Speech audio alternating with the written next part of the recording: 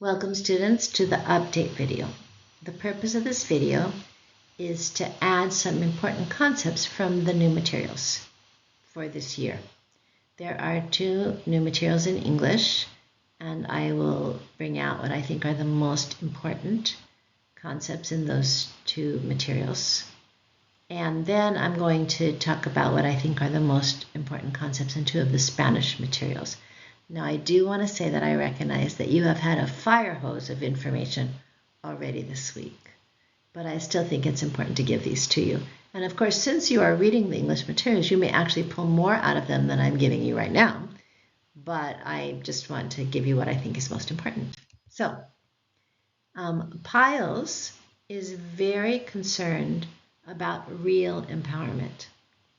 She recognizes that the process of doing a community assessment can empower people in the community, particularly the most marginalized people, or it can disempower them.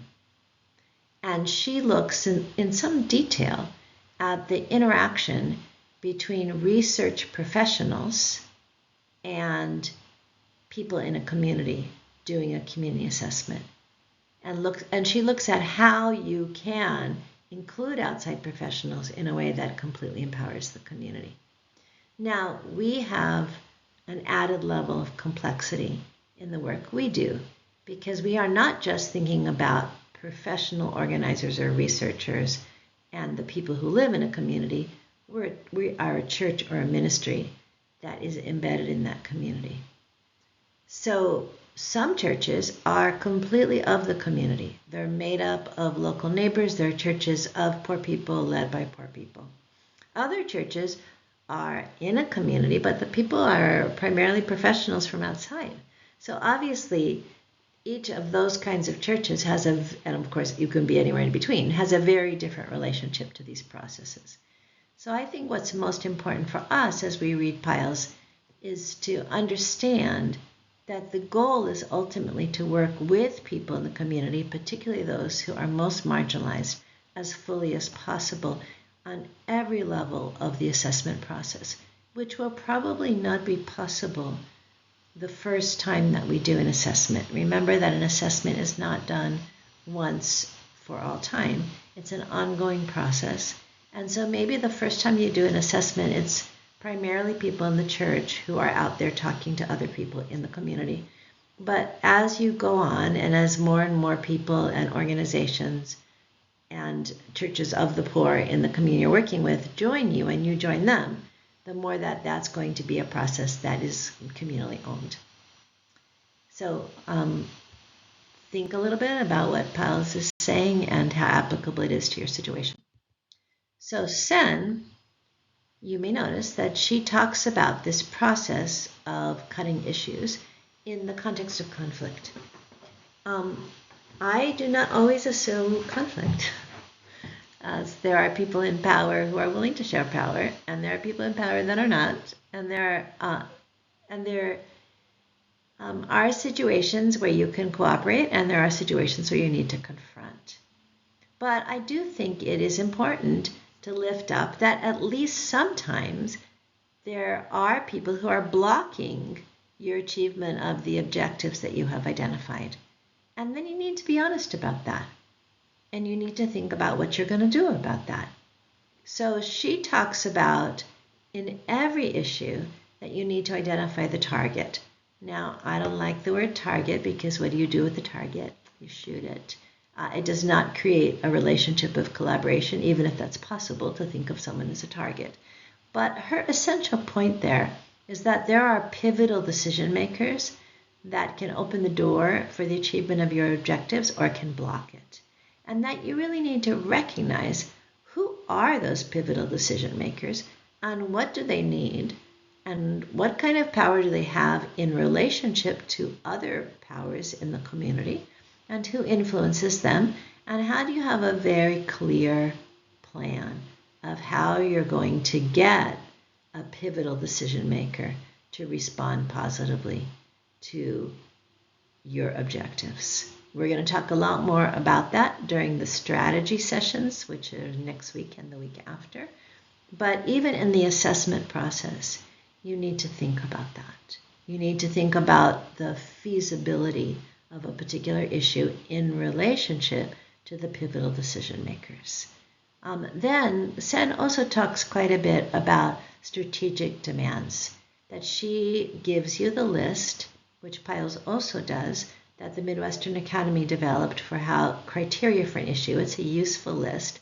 But Sen is very clear that you cannot necessarily fulfill every category on the list, that you really have to be strategic about what categories you can fulfill in a particular context or at a particular time. And she gives some very good case studies about this.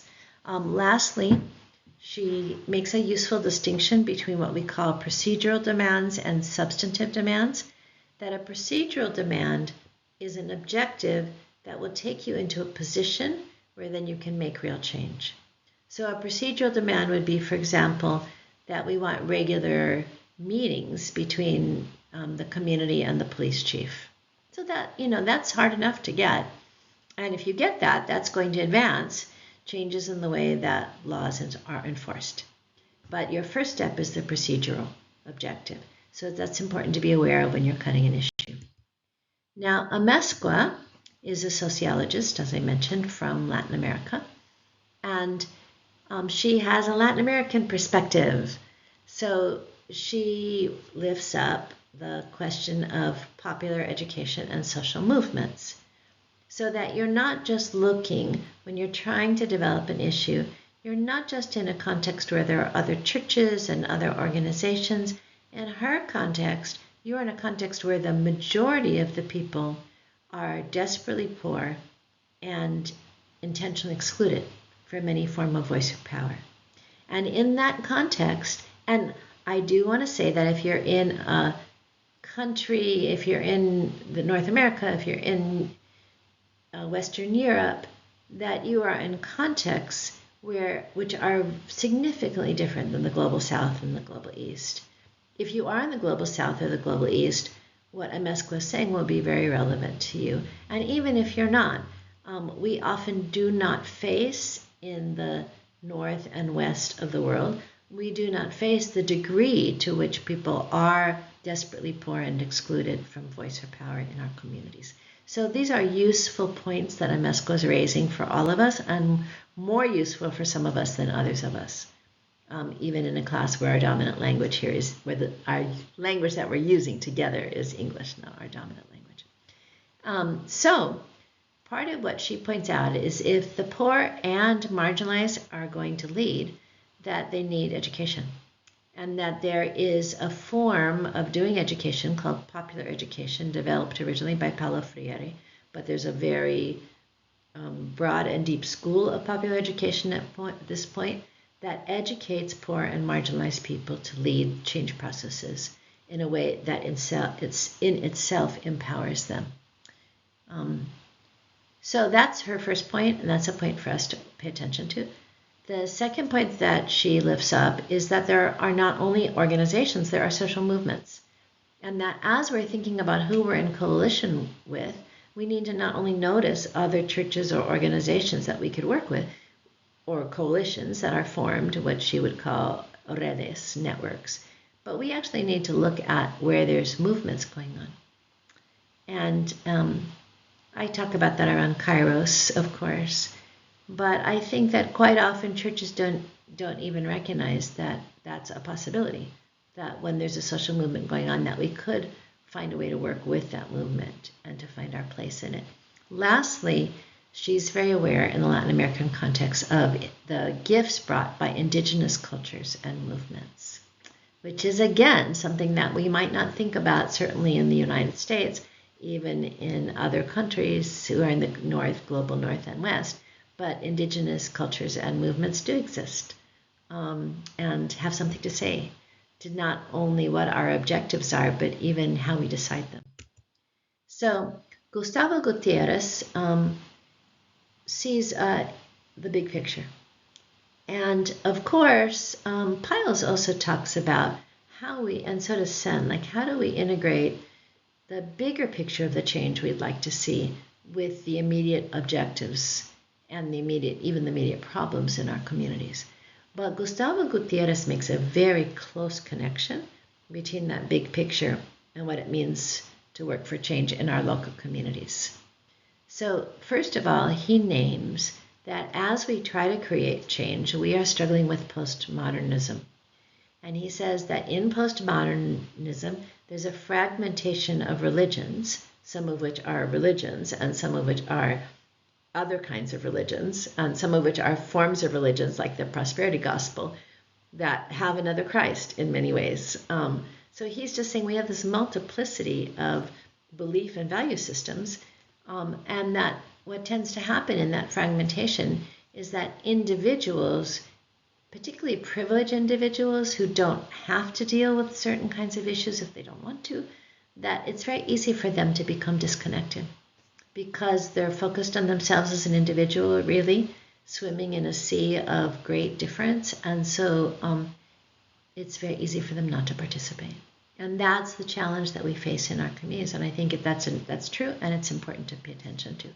He also says that even though, if you look at the whole world, poverty has lessened, and that's from another course that I teach to go into that, but that doesn't mean that poverty has lessened for everybody. Inequality has skyrocketed. So poverty has lessened for many people, and it has continued or even worsened for others. And it's very connected to economic globalization. So Gustavo Gutierrez is saying you can't just take on a local poverty issue and not pay attention to that. And of course, in the United States, it is easier to do that.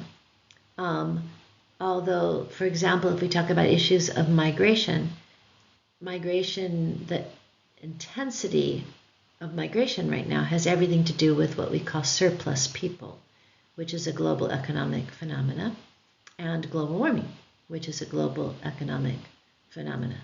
So looking at the ways in which the immediate problems we're dealing with are connected to global problems can just feel overwhelming, or it can be useful, because then you can think about how, even in the way that I solve a local problem, or we work together to solve a local problem, we're also learning about the global connections, and maybe there will be an opportunity even to address those. Lastly, he talks about the gift of diversity and a deepening spirituality, that he says even in the midst of the fragmentation of belief and value systems, that the way he sees it, more and more people are having a deeper and more passionate relationship with God through Jesus Christ, and that we have to rejoice in that and build on it. And then he says that the modern emphasis on diversity is also a gift, because in the body of Christ, different members have different roles to play. And so we need to pay attention to that and rejoice in it. So much material, but I trust that it will be useful. Thank you.